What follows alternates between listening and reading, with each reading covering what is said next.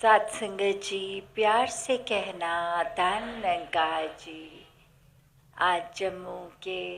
इस सत्संग में सभी एकत्रित होके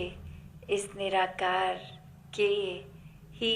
एहसास में जीवन बिताने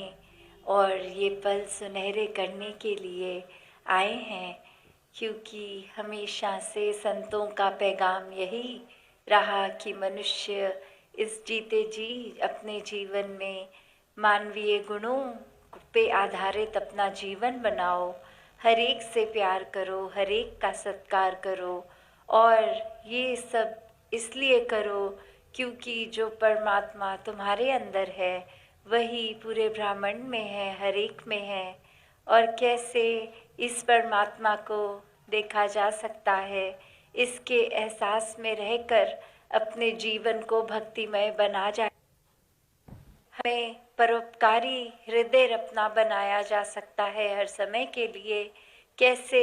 हर एक के साथ अपनत्व का भाव रखा सकता है, कैसे हर कोई जहाँ आज एक संसार में अपना दायरा मन से मन तक की दीवारें बनाने में, चाहे कारण कोई भी बना लें कि एक इंसान इसलिए पसंद नहीं है क्योंकि ये कारण है, या फिर वो मन में कोई सोसाइटल बायसनेस की वजह से कि ये धन रूप से इस तरह के हैं, हम धन रूप से इस तरह के हैं। तो मनों में अक्सर जहाँ ये समदृष्टि होनी चाहिए कि हर कोई इसी परमात्मा की संतान, और वहाँ एक इंसान ही है जो एक ये दूरियां पैदा कर रहा है, ये मनों में प्यार की बजाय नफरतों को जगह दे रहा है। चाहे जीवन में छोटे से छोटा उदाहरण भी देख लें कि किसी बस में जा रहे हैं या कहीं पब्लिक ट्रांसपोर्ट में, तो वहाँ एक अपनी सीट भी उस तरह से लेना पसंद करते हैं जहाँ लगता है कि ये इंसान कुछ हमारे जैसा ही हो, या एक धन रूप में या प्रांत हमारे जैसा हो, बोली भाषा खाना पीना। तो कैसे एक जब ब्रह्म ज्ञान मिल गया, ये समझ आ गई सब अपने, तो एक कहीं भी विचरण करना ऐसा ही महसूस करवाता है कि चाहे हम किसी से भी बातचीत कर रहे हों, किसी के साथ समय व्यतीत कर रहे हों, सब अपना परिवार ही है। क्योंकि ये विश्व में वासुदेव कुटुंबकम वाली भावना तभी आनी संभव है जब ये परमात्मा इस एक की पहचान हो जाती है। किसी नाम से भी इसको संबोधित करें, ये निराकार, इसमें जब इसकी ज्ञान रूपी दृष्टि से इसकी पहचान होनी और फिर मन में वो भाव आने कि कैसे हर किसी में, हर चीज़ में इसी के दर्शन होते हैं, तो फिर ये जीवन वाकई ही एक सुनहरा जीवन, एक मुबारकबाद जीवन बन जाता है। और वहीं एक जीवन फिर उस रास्ते चलता है जहाँ हर किसी के लिए ये दिल से एक अर्पित, एक अहंकार से हटके हर एक की सेवा में लगा रहता है। ये फिर कोई दिमाग उस तरह से भेदभाव नहीं बनाता कि ये तो मेरे जानकार हैं, इनका तो कुछ अगर सेवा करेंगे तो फ़ायदा रहेगा, आगे चल के ये बदले में हमारे लिए कुछ कर सकेंगे, और फिर बाकी अन्य व्यक्तियों की कोई बात नहीं, उनके लिए कोई योगदान देने की ज़रूरत नहीं। ऐसा हरगिज़ भक्त सोच नहीं रखता है, क्योंकि जैसे भाई कन्हैया वाली भाव एक भक्त के आ जाती है कि अपना पराया कोई नहीं है, सब अपने हैं। और वहीं उसी तरह हर एक के लिए ये सेवा भाव मन का बन जाता है, और फिर इस भाव में कोई भी एक स्वार्थ का भाव नहीं होता। निस्वार्थ सेवा,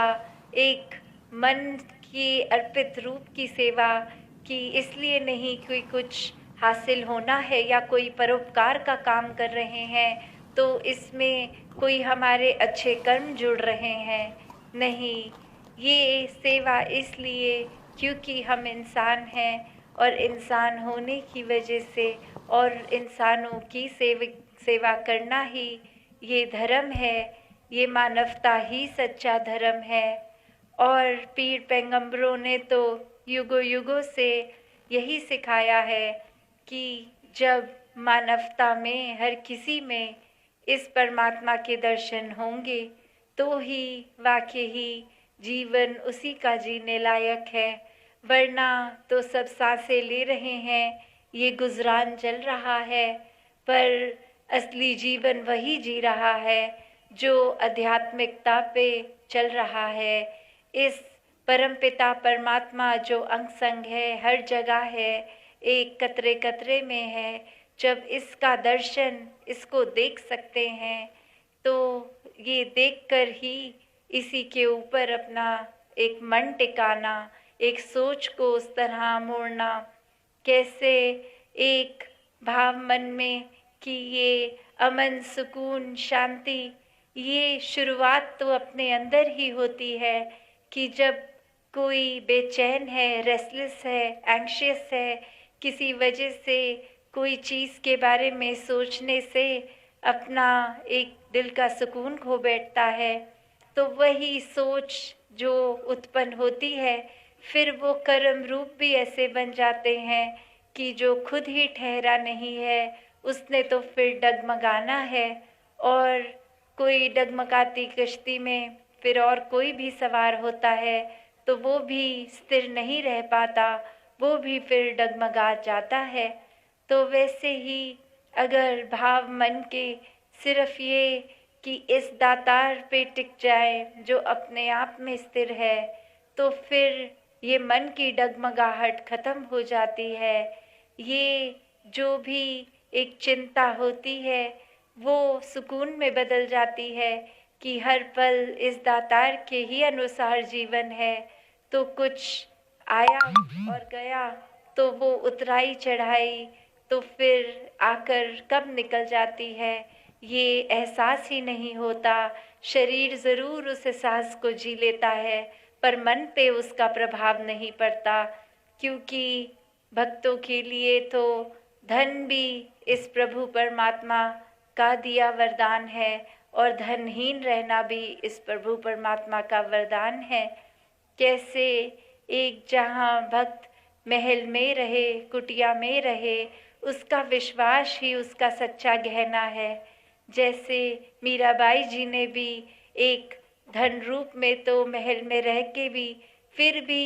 एक राम रतन धन, एक सच्चा धन कब अपने जीवन में माना। उनके जीवन में तो पहले महल में रहने की वजह से कोई धन दौलत, कोई गहने, उसकी कमी तो नहीं थी। फिर भी एक ऐसा जब धन जीवन में आया जो हमेशा रहने वाला था, जो हर समय इस का ही जो रहना, इस सच्चाई का, इस परमात्मा के एहसास में जब उनको अपने गुरु से इस परमात्मा की जानकारी मिल गई, इस परमात्मा को वो अंग संग देख सके, तो ही एक जीवन में फिर ये आनंद रूपी नृत्य भी, गीत भी निकले कि कैसे ये आत्मा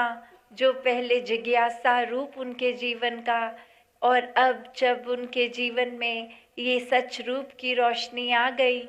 तो कैसा जीवन उनका एक परिवर्तित हो गया। फिर वो घर घर जाके अपना संदेश हर एक को सुनाते कि जिस तरह मेरा जीवन सुखदाई हो गया है, इस जीवन को जीने का असली कारण प्रभु परमात्मा की प्राप्ति ये हो गई है, तो आप भी इस सुख से वंचित ना रहें। तो जब भी भक्त कहते हैं कि इस ब्रह्म ज्ञान से जुड़ जाओ, इस निराकार से जुड़ जाओ तो जीवन में सुख आएंगे, तो इस सुख का मतलब ये नहीं कि जीवन में धन दौलत इत्यादि का भरमार लग जाएगा। नहीं, सामाजिक रूप में जिस तरह हम आर्थिक रूप में हैं उसका फर्क नहीं करते। भक्त तो इतने दयालु होते हैं कि भक्त तो फिर एक स्पिरिचुअल लेवल की ही बात करते हैं, एक ऊपरी तन के सुख की नहीं जो कुछ सालों तक ही साथ देगा, पर उस तरह उस सुख की बात जिसने एक शरीर रहते भी रहना है, शरीर छिन जाने के बाद भी इस आत्मा को तड़प ना मिले, मुक्ति मिले, उस सुख के लिए तो जब ब्रह्म ज्ञान से जुड़ते हैं ये सुख मिलता है, पर शारीरिक सुख नहीं, ये रूह का सुख। और जब ये आत्मा इस परमात्मा में मिल जाती है, फिर ये तन भी शीतल महसूस करता है, मन भी महसूस करता है। कैसे हर कोई फिर एक इसकी चिंता नहीं करता कि ये कुछ सालों की जिंदगानी कैसे व्यतीत हो रही है, पर ये जो सौदा मिला फिर ये घाटे का नहीं है। इसने हर समय सांसें जब जब चलनी है, परोपकारी जीवन बनना है, एक सेवादार दिल से बनना है, पूरे मानव कल्याण को प्यार ही बनकर प्यार हर एक तक करना है। ये कोई मन फिर भेदभाव या चतुर चालाकियों में नहीं रहता, कोई छटा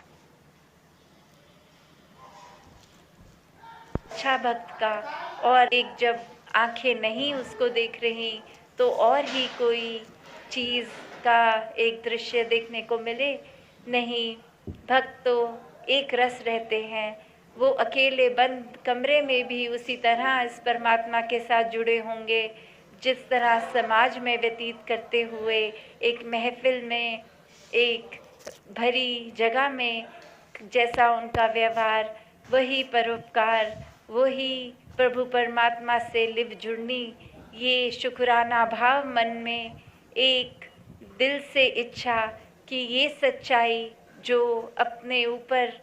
एक जीवन में आई है, जिस सच्चाई के होने की वजह से अब सब कुछ साफ साफ दिखता है, वो सच्चाई हमेशा का आनंद जीवन में वो रहे, वो हर एक की जीवन में आए। और भक्त फिर हर समय इसी कोशिश में रहते हैं कि ये अंधविश्वासों से ये जो आत्मा हर शरीर में आकर बार बार एक अपने आप को, कभी शरीर को ही मैं मान लेती है, कभी मन को मैं मान लेती है, तो दरअसल आत्मा क्या है? आत्मा तो इस परमात्मा का ही अंश, मन तो ज्योत स्वरूप है। अपना मूल पहचान कि कैसे एक जो मूल एक आत्मा का जो असली है वो रूप क्या है, वो ये परमात्मा है। और हर इंसान फिर एक रूहानी बन सकता है जैसे जैसे ये परमात्मा जीवन में आ जाता है, हमेशा के लिए मन घर कर लेता है। तो समागम पे भी सबने रूहानियत और इंसानियत संग संग ये लाइन अनेकों बार सुनी, और उस लाइन से यही मतलब कि एक इंसान बनना खुद ब खुद हो जाएगा जब इस रूहान इस दातार से